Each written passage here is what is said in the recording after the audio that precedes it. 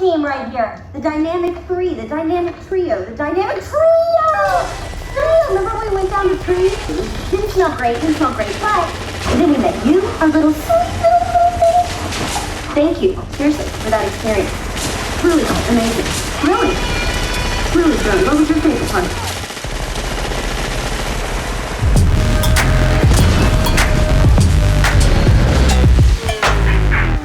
Today's video is brought to you by Squarespace, the #1 website builder. The marketing for Predator Badlands says that Predator Badlands is unlike anything you've seen before, which might be true if you haven't seen After Earth, Disney Star Wars, Atlas, Avatar, Alien, or any of the sci-fi movies made in the last decade. Yes, we're living in a time where every bloody science fiction film looks the same. I miss the days when Predator looked and felt completely different to Star Wars.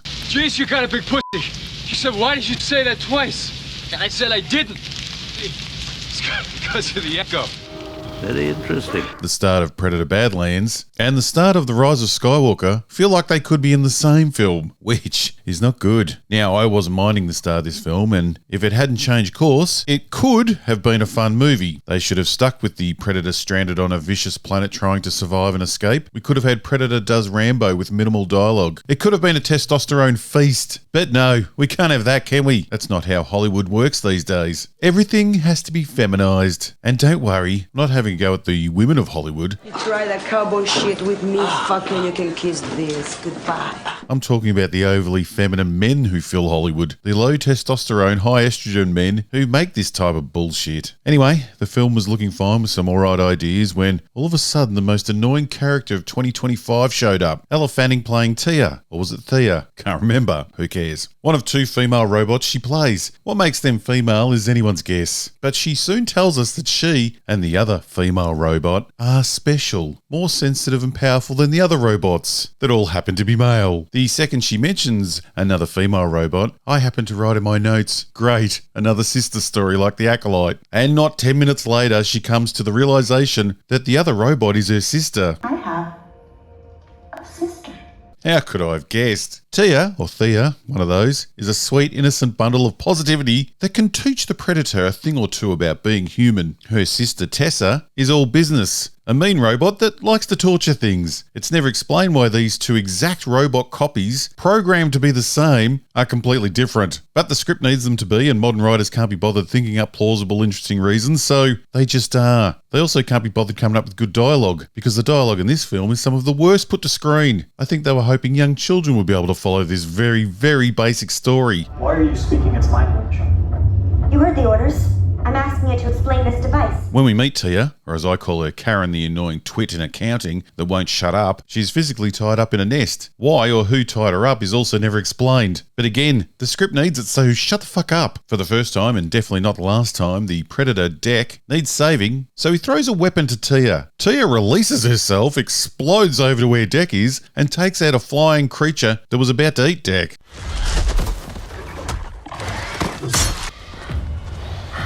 She never moves like this again. In fact, after that scene, we see that she is useless without her legs and needs to be carried everywhere. Why would a robot, one built for exploration, built especially for the job, not be able to walk around on its hands? She doesn't even need to be the right way up. It's a machine. But like all the machines and creatures in modern sci-fi, everything has to act human. So instead of her acting like a machine, she acts from that moment on like an amputee that is useless without her legs. The same can't be said for her legs. They get their own story arc. We see them walking around without the top half, helping with a rescue mission, and taking out the baddies.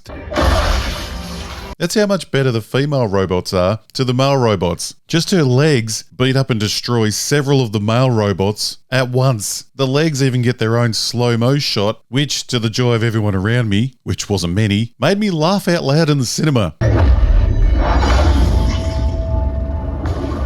The reattaching of the legs is also a mystery. We get one scene where multiple machines and pieces of medical equipment are used to try and reattach the legs to the top half, only to have them ripped off again, which must have caused even more damage to them. But it seems that all that machinery wasn't necessary because later in the film, they get reattached off screen perfectly with no extra equipment. How, you may ask? Well, don't. The script just needed it. Is that okay? He came back for me. But that's not her biggest problem. Her biggest problem's her personality. Imagine Margot Robbie's Barbie in a Predator movie. I mean, you don't really have to imagine it if you want to go see the movie because that's what it is. This is the dream team right here. The dynamic three, the dynamic trio, the dynamic trio! Remember when we went down the tree? Didn't smell great, but then we met you, our little sweet little thing. We have to suffer through her chipper joy, her eye rolling at deck, her lessons on how to be a better man by following human standards. You know, just what an alien creature needs. She even at one stage gives him the silent treatment. She even has to teach him about how the real meaning of alpha male means the one who protects, not the one who kills the most. That's the main story of the film. Just what everyone wants in a Predator movie. Less killing and more protecting. The strongest robots are female. The biggest, baddest monster in the whole universe is a mother. The sidekick monkey thing is a girl. The last line of the movie has the Predator saying, the new threat is his mother. It's insane. And again, in true Hollywood fashion, Deck even goes from not being able to beat anyone to being able to kill 2 trained warriors at once and his father. And it's not because he learned anything on his journey, it's because the feminine male writers think that they too could beat up a large, muscly man if they really wanted to.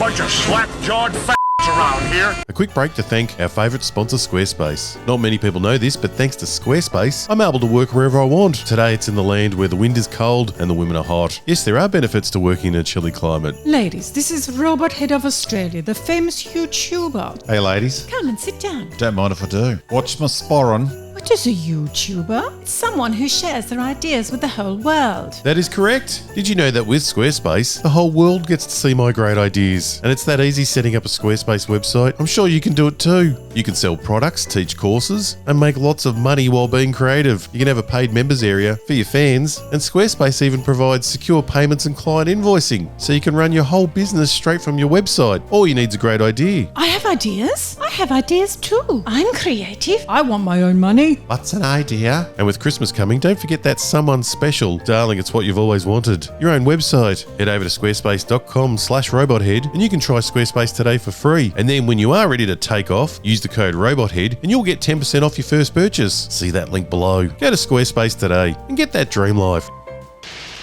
You're hit. You're bleeding, man. I ain't got time to bleed.